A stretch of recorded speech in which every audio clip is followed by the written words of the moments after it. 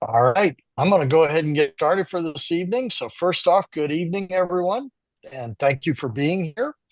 Um, this is uh, basically a topic that's near and dear to me. So, I want to start with something that I think every veterinarian in the room has probably experienced, and it's that one case that sticks with you. The one where you did everything right, the medicine was sound, the decisions were thoughtful, and still something didn't feel complete. Not because you missed something, but really because something wasn't there. Maybe it was access to something needed. Maybe it was information. Maybe it was a tool you didn't have. And that's what tonight is about.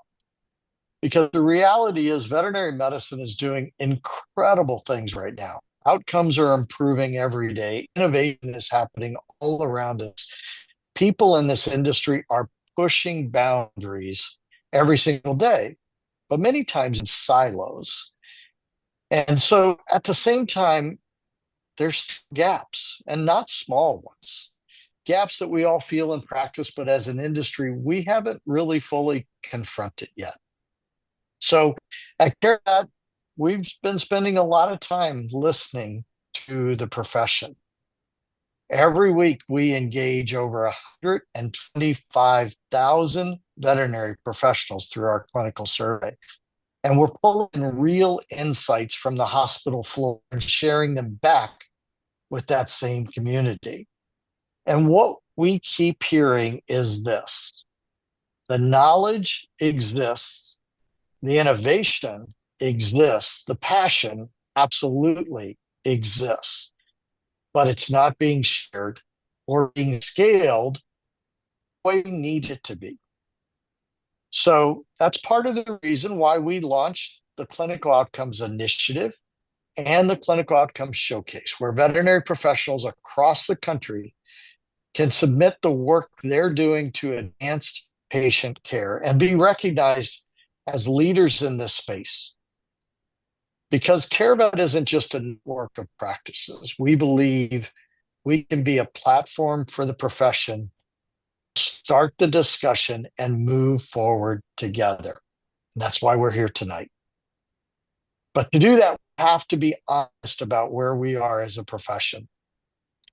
And there are three gaps we're going to talk about tonight. And there are many more that we could all spend time talking about, but we picked three: a gap in education, a gap in technology, and a gap in equipment. And these aren't abstract ideas, they're real, they're felt, they're impacting patient outcomes every day. So tonight, we're going to have the conversation that usually happens after the conference, in the hallway, over dinner, when the real talk starts. And so I am very humbled to be joined by some really amazing panelists tonight that are going to kind of help facilitate this conversation. So let's get into it by introducing our panelists. First, we have Dr. Jake Shivley, who's a surgical training program at Mississippi State University focused on getting students truly clinic ready. We have Jon Aryers, who brings experience across both education and clinical practice, and giving him a very unique perspective on where those worlds meet. From Ardent, we have Dr. Adrienne Wright, who is a vice president of science and commercialization, where she's leading work with her team in cancer clinical trials and regenerative medicine. From Pointer Health, we have founder Anna Agnello and Dr. Maggie Canning, who are focused on bringing data and prognostic insight into how we make clinical decisions. And from Petcott, we have founder Greg Squires, who saw a problem in the surgical suite and the recovery of that patient afterwards and set out to build a solution. So first off, thank you all very much for being here. I really appreciate you joining us. All right, we're going to jump right into it here. We're going to start with kind of this first gap, this education gap, right? let's start with education. That's where everything begins. It's where we hear one of the most consistent tensions in the profession. So I'm going to start here. The question that I'm asking is, where do you see the biggest gaps between what students are learning and what they're walking into in practice? And of course, Dr. Shivley, I'm going to start with you. I would love to hear from you first, but then I would love everyone to kind of jump in on this education topic. So, Dr. Shivley, tell us a little bit about what you're seeing in that gap and what you've done to help maybe solve part of that gap. Yeah, sure thing. Dr. Kent, thanks for having me. It's an honor to be among the panelists and to speak towards this big education gap. We have smart students, right? I mean, students are incredibly bright. Was at graduation today, and I was blown away by how many kids had over 3.8 GPAs. But I think one of the biggest gaps is taking all this head knowledge and getting it into doing, and not just doing, but being confident in what they do, and learning how to do it with real world efficiency. Not the, not the long time that it takes in a tertiary referral hospital, and then they see cases that take, all day to work up. But learning how to step in and do something with a little more intention. Um, I think that's probably one of the biggest gaps that I hear about when I'm talking to colleagues and people from other schools. It's that, oh my goodness, it's time for me to translate all this knowledge into what it looks like in a clinic. I love that. And I tell students this all the time when they walk into that hospital the first time, they have the knowledge. They just need to kind of facilitate now how that can come out and how that can be translated.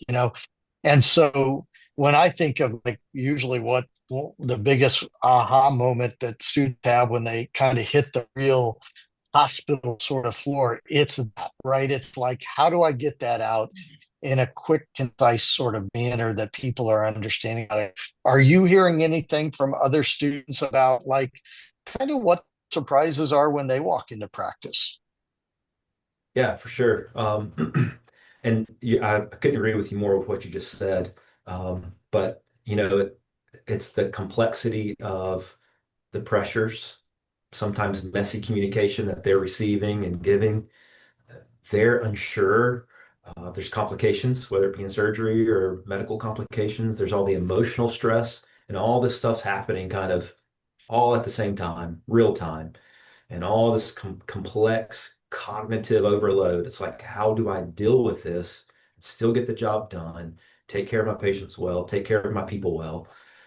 And I think they're kind of surprised by the layered cognitive overload that hits them, um, from the things that we maybe have protected them a little bit from in school, quite honestly.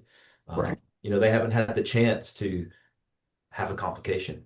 They haven't had a chance to walk through how to deal with that emotionally, and there's no one else here to bail me out of this. Now, how do I do this? I think that can be surprising for a lot of new graduates. No, I couldn't agree more. Before I step in and ask you to kind of tell me a little bit about what you guys are doing there at Mississippi State and kind of the problem you solved into, any of the other panelists have any sort of comments or thoughts about that sort of gap in education? Dr. Shively, I really love that you said confidence because at Ardent, I think that is what we see most is they know what to do. They know how to do it. It's just actually doing it and the fear of messing up or making a mistake. And I think the more that companies, especially like mine, can go out there and offer these education sessions to veterinarians, not necessarily to educate them, but to give them the confidence is crucial right now. Yeah, I Absolutely. love that. I love that confidence. So, speaking of confidence, that is a beautiful tie-in to once again what I think Dr. Scheibler and his team have created at Mississippi State. So, talk to me about, once again, maybe what you were seeing and what drove you to create what you've created there from a standpoint of producing students that really have some surgical confidence when they come out. For sure. A big buzzword is competence. That's like a big buzzword right now in veterinary education. They want to have competent graduates, which is, of course, important. But what we observed over the decades is that when a competent graduate hits the clinic floor and they aren't confident, as Dr. Adrienne was saying, and they lack efficiency, they're overcome and they're like, how do I dig myself out of this hole? And so what we're trying to develop here at Mississippi State is a surgical continuum. We get them in real live animal surgery in their second year of school, and that continues all the way to graduation. And probably the thing that's making the biggest difference for our students is they are doing multiple solo live animal surgeries, mainly spays and neuters, in a 2-week block. They're required, every student is required to go through a 2-week block where they are the solo responsible surgeon with people like me and my team who are there to coach, mentor, let them mess up, let them have that complication, let them see what it feels like to, okay, the responsibility is on me to make this clinical decision, and not only do it, but do it for the multiple patients that I have to work on today. And so we're training them, of course. We want them to be skilled, do surgery well, but not take 3 hours to do one surgery. We want to train them to, hey, here's some real world metrics that I want you to start thinking about, not from a pressure standpoint, but do you want to be competitive? Do you want to blow the competition out of the water when you're looking for a job? Let's get you to where you can do a spay in 30 minutes. Let's get you to where you can do a dog neuter in 15 minutes. And oh, by the way, we want you to feel good about it. We want you to be confident in the skills that you're developing. And I think probably one of the biggest things that we see that we've observed is when a student can come out on the other side of a challenge or a complication and look back and say, well, I didn't die, my patient didn't die. And oh, that was actually a learning opportunity. Like I just learned how to not spiral emotionally. I just learned how to stay in it and figure out how to deal with this and actually learn from it. Now I feel stronger because I just made it through kind of a challenging situation in surgery or a complication in surgery. And so my observations have been those 3 things are so important: competence, efficiency, and confidence. Yeah, I love that so much. And I think, I was going to ask you, like, what are you seeing in your students? But I think, what you said is you're seeing that, you're hearing that from them, that they walk out and they feel that. To me, that surgical, whether it be competence or confidence, spreads across then practice, right? Because if you're starting to build confidence in those very stressful situations, and if you're ever going to drop a stump, where better to do that than in the safe surrounding where you've got people around you? But again, you learn that and you do it once, then you know how to do it. Like it's behind you. So again, I commend you for kind of what you created and what you're seeing there with your students, because I think that transfers well past surgery, right? It just transfers into this competence that we need them to kind of develop as they step onto that hospital floor for the first time. Yeah, that's right. I want to ask Jon real quick. Jon, you've kind of lived on both sides of this, and from that education piece, what gaps stood out most to you? And are you seeing any that are actually starting to kind of thing that's closing those gaps? Well, first of all, I just want to say that's really interesting. You guys are talking about competence and confidence, because I talk about those about leadership. And really, as a veterinarian, you're a leader, right? You're talking to your pet owner, but really putting those 2 together. Of course, you can't be overconfident, but you can't have competence without confidence, and of course, you can't have confidence without competence. So it's broader than veterinary medicine. And it's funny that you guys stumbled on that.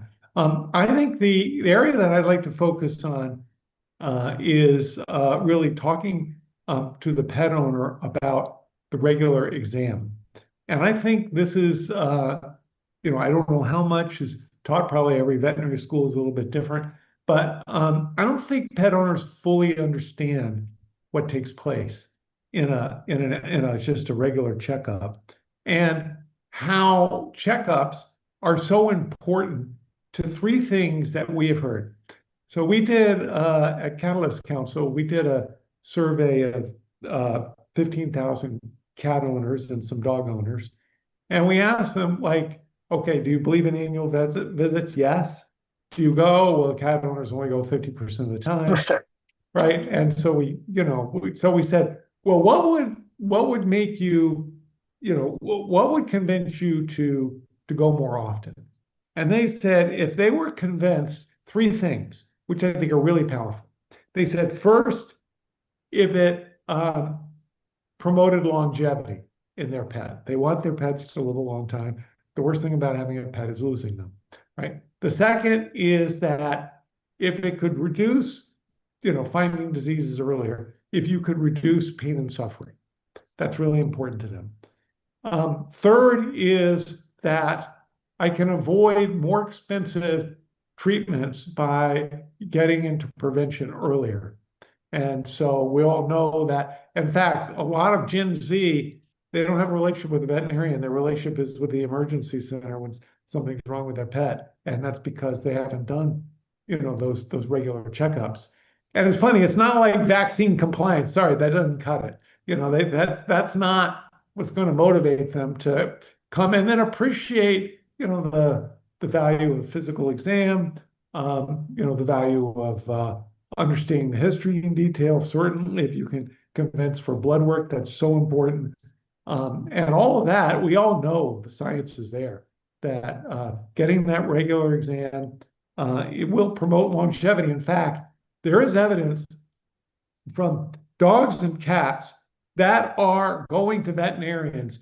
Their lives are going longer. So the average life of a dog now is extended, I think, 18 months over the last, that is under care of a veterinarian, and up to about 13.5 years, and close to the same number for a dog, of size for a dog, and for a cat, it's about 14.5 years. Those lives are going longer. Those are, of course, the ones that are under the care of a veterinarian, and where the final death is recorded in the medical records. But this is what Dr. Ken, you mentioned it. The work that veterinarians are doing are having a tremendous impact on very things that the pet owners want, but they don't always understand. They don't always make the connection. Jon, it's I interesting love that. sorry, Ken, I was going to offer. It's interesting he says that, because I feel like what Jon is saying, I can relate deeply to. When I went to veterinary school, I was trained to be someone who could diagnose in reaction to a disease that was present. And I certainly wasn't taught to be super proactive about the care and thinking about things in a broader space. So, like, in veterinary medicine, and it connects to what Dr. Shivley was saying, we are trained in a convergent world where we are taught there is one right answer, and we keep getting closer and closer to that right answer. And that's why we're so kind of programmed in our paradigm to find a diagnosis, because that is the way our brains have been taught. But then we get to clinical year, and then in our actual career, we're taught to think differently. We're taught to think in a divergent manner, where there are many, many inputs and there are many, many solutions, and what the pet family needs and wants might differ from one family to the next. And one dog or cat may look very different from another dog or cat that actually might, on the surface, look very similar. So I think a big gap in education, in addition to what was just shared, is just this idea that the way we're training people to converge onto a single solution, and that solution kind of indexes us toward a world of reactive diagnosis. I think that we have an opportunity to teach our upcoming veterinarians to think in a more open-ended, divergent way, where they can see a bigger world and they can start to think about how care can be stratified and how we can meet pet families where they are. And maybe for the average person, like Jon shared, people might want longevity and health span, but there might be some cases where they really care about cost, and how can we meet them in those different places. I think that that's something that we have a big gap in education, is just getting people to be maybe less of a what's the right answer, a diagnostician, and more of a how can I operate within this world where there's many, many complex inputs and there's not just one right answer. Boy, I'll tell you, I could sit here and have this conversation for the next hour and not even look at the other topics, but I got to tell you guys something. Just listening to you talk, so I couldn't be more aligned with you. But it also makes me not feel so alone, because when I speak to veterinary students and kind of teach them and talk to them around the different veterinary schools, one of the things I tell them is that they are going to have to shift the way they think about things when they start to interact with clients. Because if they want to be really good to the patients and the clients they are taking care of, they need to recognize what they want. And what they want is the longest, healthiest life possible with the pet. And yes, at points in time, that means diagnosing and fixing the problem. But more often, it means, what can I do? How can I educate and train this pet owner to be the best pet owner?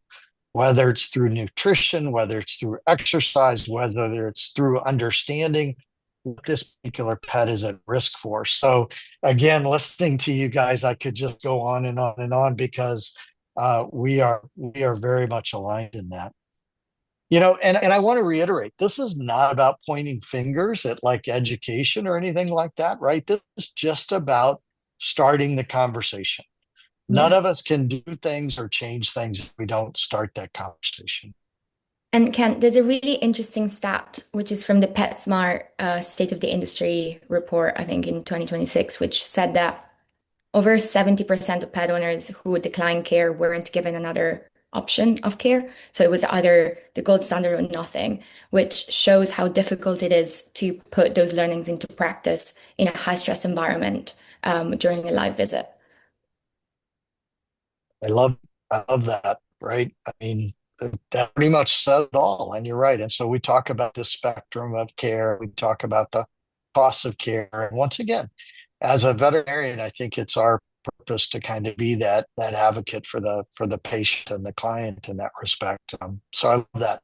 All right. Well, I'm going to shift topics a little bit now, and we're going to kind of look at technology, right? Because this one can be a little frustrating, right?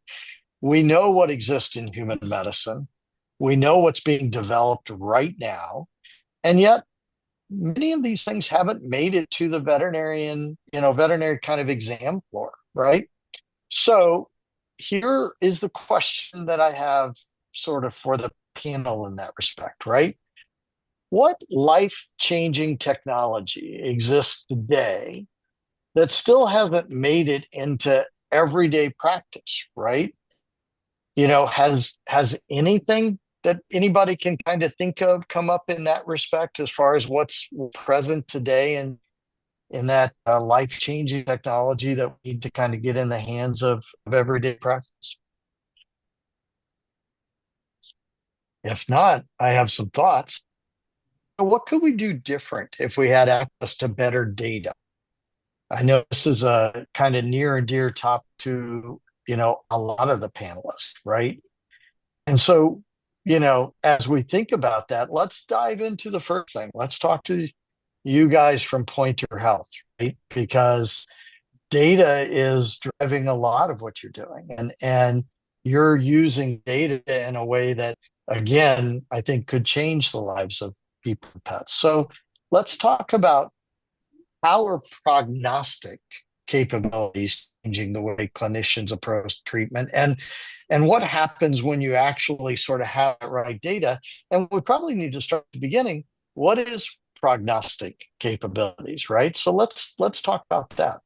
And I'm gonna let Dr. Canning take this, but it's interesting when you ask that question, because what we say at Pointer is we are in one of the only situations in which veterinary health or veterinary care can really leapfrog human healthcare because of the availability of the data, because we can use data in a way that can't be done in human healthcare. And even for very obvious reasons, humans live too long. We only have 25 years of electronic health records, which are about two generations of dogs, and that's half a generation of humans. So we can really see how things progress.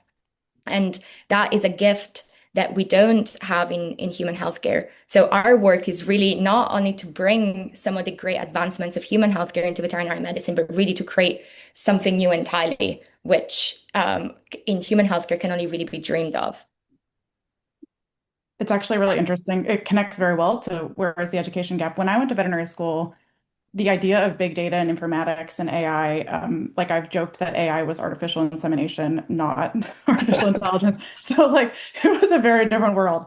And the reason I say that is because there, like I never dreamed of a world in which we could have a care setup where instead of me waiting to run a diagnostic test, I actually would be able to have for my patients a handful of ready-made relevant insights that are personalized to that pet that are rooted in the facts of that pet's life. And I think that that is like the most when you first asked the question, Ken, I was like, I have to stay on mute for a second because if Hannah and I jump off mute, no one else will get to talk. So I'm very sorry.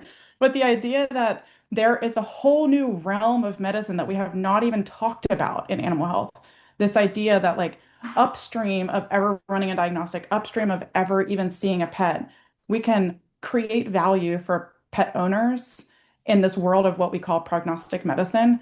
Prognostic medicine wasn't a world that existed. And part of it is because what Anna described, the data wasn't there, the technology to build this kind of statistical modeling, all of that didn't yet exist. But here we are leapfrogging human health and creating an entirely new kind of care that is very, very exciting to me. And it's deeply rooted in the fact that we have at Pointer, we believe we are filling this giant gap in technology that animal health traditionally is lagging human health in, but here we are like, it's our moment. It's our moment, team. We get to like jump in and leapfrog them and create an entirely new kind of care. And I think that's extremely exciting.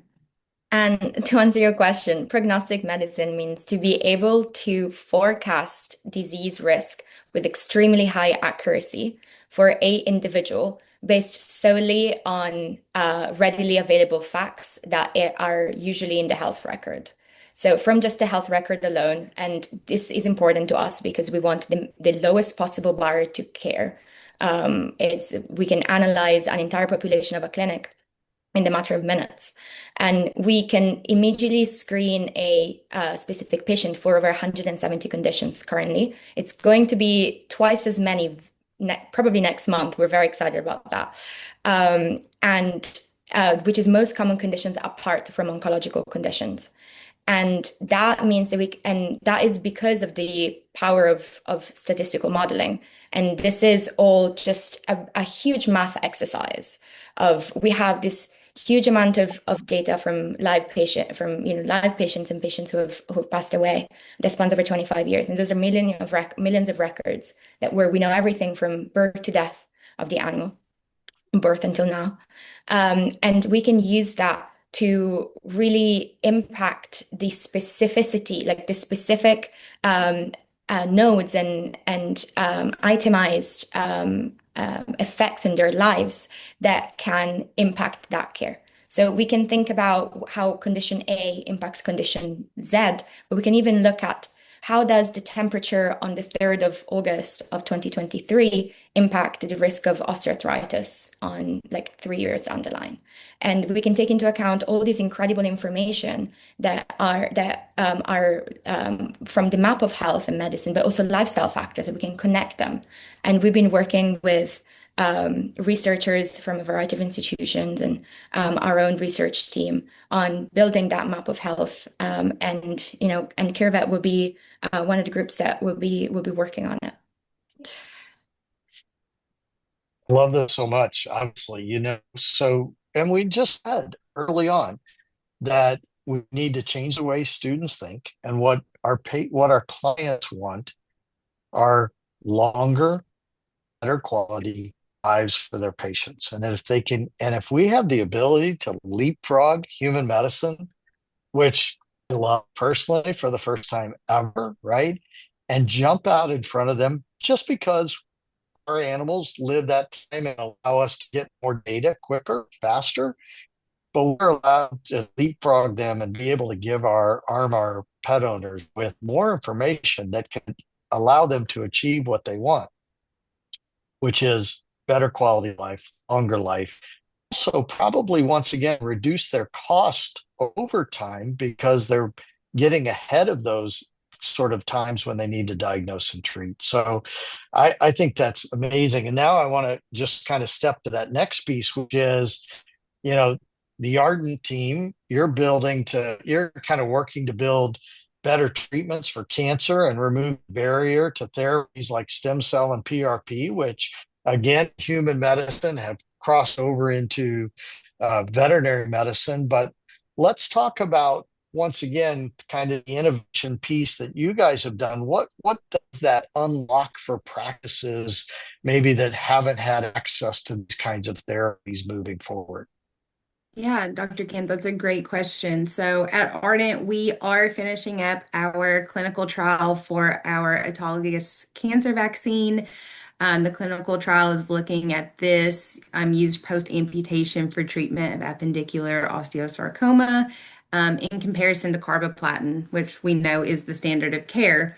I am happy to tell you all that all dogs are now in the checkup phase. So there will be no more treatments given for this clinical trial. We are ahead of recruitment. So we had 60 that we had to do, 45 IVP or vaccine dogs and 15 carbo. We were allowed by the USDA to use some historical controls from COTC 22. That was another study. But what this means for us is that we had a lot of veterinarians, a lot of general practitioners who were participating in this cancer vaccine for several years while we had experimental approval with the USDA, while we were, getting ready for the clinical trial. And the good news is we're hoping that this is going to be able to come back to them. But, this is really an instance where, like Dr. Canning and Anna were saying, where we're leapfrogging human medicine. Veterinary care is actually really behind human medicine for cancer immunotherapy. I mean, they had an FDA-approved cancer vaccine over 15 years ago. We just got the first one in 2025. And that's crazy to think about. And even the Elias's product that came on the market in 2025 is not available to the average veterinarian. So then how many dogs out there are unable to even get this innovative treatment? So that's something at Ardent we really support. I mean, we have a fabulous team of oncologists across the country who've led this clinical trial, but we want to make sure when we go to market that it is still available as a new and improved service to all veterinarians that want to participate. And so to remove that barrier to offering these innovative products. I love And that. yeah, and that's our mentality for regenerative medicine as well. I know there used to be a stigma that you had to have certain sets of equipment or you had to have all this capital or space or a huge practice to participate. And that's just not the case anymore. We can see single doctor practices, we see traveling veterinarians. The team at Ardent is really just skilled at giving you a personalized approach to get what you want out of treatments for your patients and making sure that your patients have all of the treatment options.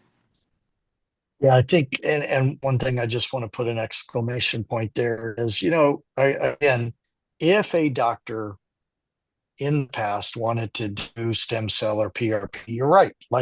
There was quite an investment, right? And they had to look at, am I going to be able to do this for enough patients to make it make sense? Even though I want to bring it to my patients, but they couldn't.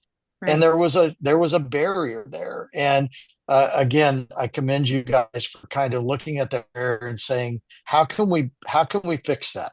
How Yeah. can we make this accessible to every veterinarian, therefore every patient who has an interest in it? And so, again, I think unlocking that piece, just another sign, like everybody we're talking to tonight on the panel, that has kind of seen a barrier, seen a problem, and said, let's see where we can fix that. And I got to tell you, you guys know me, but I get really passionate about this stuff, right? And this is really, kind of starting to feel exciting because the future isn't hypothetical, like it's really happening. And we know, besides all the things we're talking about here, which are kind of big innovations and things like that, we also know that our teams are doing this in practice every day, and it's on the simplest level, right? It might be a change in how they receive patients, or how they talk to somebody about something or whatever. But sometimes there's just these needs for equipment. So I want to kind of turn towards that equipment side of thing and talk about something that every hospital feels every day, right? And that's equipment, right? So if I ask a question, how many patients are getting a good outcome when they deserved a great one, simply because maybe the right equipment wasn't there, right? And I think every one of us in practice today can kind of think of those situations where maybe we're doing something today we didn't do 10 years ago. And it's like, man, I wish we had this 10 years ago, right? I always use the example of the Elizabethan collar, which was an amazing invention, right, to keep pets from doing things. But then over the years, somebody very simple thought of that somewhere and made it happen. And then over the years, it's been improved, and inflatable things and vests and all these types of things. But before I kind of jump into a specific piece of equipment, do any of the panelists have sort of thoughts on that, where that idea of something that changed over time, that took us from having kind of a good outcome to kind of a great outcome, besides all the things you guys have talked about that we're going to be doing? I don't know that I just have a small example of something that like I think hopefully will inspire people to give these things a try. In senior dogs, of course, there's like a lot of tools and things out there for mobility. And Dr. Busby's toe grips are like the simplest little design. They're just these little rubber grips you put on a dog's toe, and it helps these large breed dogs have higher mobility for longer. And like something that simple has made just a tremendous difference in my patients' lives. So I don't know, just a little anecdote to inspire people to be inventive. It doesn't have to be Yeah. complex. Yeah, I love that, right? Not, just it again, somebody saw a barrier, somebody needed a solution. Maybe the boots weren't working, maybe this, that, or whatever, and they came up with a different idea. So, all right. So to Dr. Shivley and Jon, from your experience in kind of the OR, like what's missing? What do you wish every practice had access to? It's a great question. I work in pretty under-resourced environments, in shelter medicine, high quality, high volume spay neuter, especially in the Southeast United States. That I think that one thing that is worth mentioning is, it's been alluded to already, is training students to use what is available to them with creativity, with ingenuity, and to really make the most of what they already have. But I think of really simple things. Suture. It's like good, decent quality suture makes a big difference in a lot of these under-resourced spay neuter clinics and shelter environments. And man, I wish there was a way to get just good, high quality suture in everyone's hands that are doing, really good things for their communities and really good things for their cities and for their rescue groups and all these unknown animals. I mean, something as simple as that can make such a big difference. Jon, anything kind of jump to your mind Well, about, I something think you wish every practice had access to? Jake really opened it up for me. I'm here in Fort Lauderdale, Florida. Um, we have a lot of what we call community cats. They're a little out of control because it's such a, it's a year-round environment. And so I support a number of these rescue and spay neuter. I just got a rescue organization that had a clinic but wasn't doing spay neuter, and I inspired them to do a spay neuter program. and Jake, you'll be very interested in this. They've now gotten up to 30. It's mostly cats because that's what we got down here. And it's mostly, because we have just, they propagate like crazy. And so a lot of them are, the kittens that we're getting, and then we socialize them. But they're getting up to 30 a day. And it's just, they went through some training in North Carolina or something. And it's just that experience and just having, I was the one that provided the funding to make all this happen. But I'm just trying, how do we get ahead of it? And just that experience of really I mean, that's the, it was very gratifying. And they, of course, were very, very gratified. So I do think that experience is important. I'm sort of a cat person. One of the, as you can see, the cat's behind me. The problem is that veterinarians see 4 times as many dogs as they see cats. And so really having experience with cats, it turns out they are different species and they have different medical issues. And so just having sort of the knowledge and the resources and the support to diagnose and treat cats, I think we come back to information, we may come back to AI, we come back to clinical decision support. I mean, all these areas are moving very quickly. And I think I've studied AI now intensely. There's no way we're going to replace the veterinarian, but I think we can augment the veterinarian with decision support and other tools that can increase that confidence. At the end of the day, it's their judgment, and at the end of the day, they have to communicate it to the pet owner. And I don't think that's going to change, but I do think the tools could be there, whether it's prognostics or clinical decision support or others, to help them have more confidence, particularly with that species that they have a lot less experience with. It's great. Yeah, I love that. And Jon, you'll be happy to hear that actually I've added a part to all of my talks when I go around to the vet schools and stuff, and I tell the students that, again, for the first time in a long time, we're growing in our pet population of cats, and cats are different than dogs. And, to be successful in practice, people really do need to learn and understand the differences in that, because again, cat owners are going to be the ones looking for that too. So I love that you kind of transition into that. Look, for the person who's been patiently standing in the background, I want to go to Greg, because Greg is a person that I just happen to be introduced to, and I just think he has just once again, he saw a barrier and he saw a need. So Greg, take us back to the moment that sparked the concept or idea for this pet cot, and what did you see that made you say, man, this needs to exist? Well, this is what I saw. I went into a clinic. We sell our beds to everybody from Disney World to you name it. I was one of the first 2 elevated beds in the market, and 25 years ago.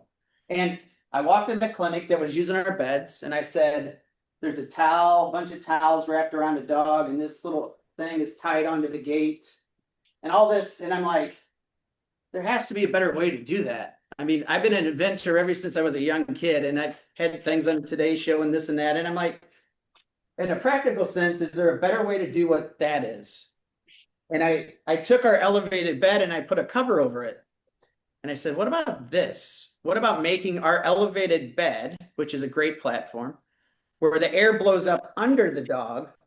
So when you turn on the bear hugger, our bed jet, it actually blows the air, Patrick, blows the air up into the bed itself, causing the animal to warm from underneath, instead of putting something over the top or trying to wrap towels around him on the bottom of a cold stainless steel cage. And the bag always deflated. So that's really what I came up with, is how can I raise something and make it orthopedic so the animal's comfortable, and at the same time I'm blowing air under the animal, one towel over the top, and what it does is it circulates the air around the animal, causing it to warm evenly. And so we came up with that idea. When you close the door on the cage, it automatically goes on. When you open it, it goes off. So it's simple, no more tying anything on there or anything like that. So it's more of a practical, like doing things easier, less complicated, but also giving better medicine to what's going on. I love that. And I'm sure Dr. Shivley will agree, obviously, that that warmth of the post-recovery patient and all that, I mean, the impact that can have on the outcome. Tell me what you're hearing veterinarians say about this when they get this in their practices. Well, like we did a surgery table top, and we did also a dental, the same idea behind a dental table. What I'm hearing is everybody's like, why didn't this ever happen? I think it was MWI, the CEO of MWI said, that was like one of those things that I can't believe nobody ever came up with it. So the clinics, on the clinic side, they're all saying the same thing. Once they try it, it's like a no-brainer. It's so much simpler and it's safer because a lot of people actually sometimes have to tie the gate closed. And I've actually heard from practices, and I've never was really in this space that long, but I've heard from practices where an actual dog fell out the gate because it was tied on, or they woke up, or they move off of it. So that's what I'm hearing. It's actually safer. And like I said, this is not a pitch. This is more, I just like solving problems that I see. And like I said, somebody said, well, how long have you been in the industry? I go, I haven't. I saw something that I think could be fixed. So, but we're results, great results across the board. Yeah. And so look, Really cool. it is super cool, right? And I don't want to say it's a simple idea, but it is one of those like, yeah, wow, why haven't we looked at this, or why hasn't somebody done this before? So again, Greg, thank you for seeing an opportunity and creating something really special there. Tonight we've started something really important. We named some gaps, the ones that we all feel, but we don't always talk about out loud. Again, we've talked about that gap in education. We've talked about a gap in technology. We've talked about a gap in equipment. But here's the part that matters the most. Every person on this panel is already doing something about it. That really gives me a lot of optimism and humbles me tremendously about where we're headed. And at CareVet, we want to keep that momentum going. The clinical outcomes showcase is open. So if you're working on something, and again, it can be something small or something big, just something that is changing the lives of pets and the clinical outcomes you're producing. But if you're doing something that's closing a gap, we want to see it.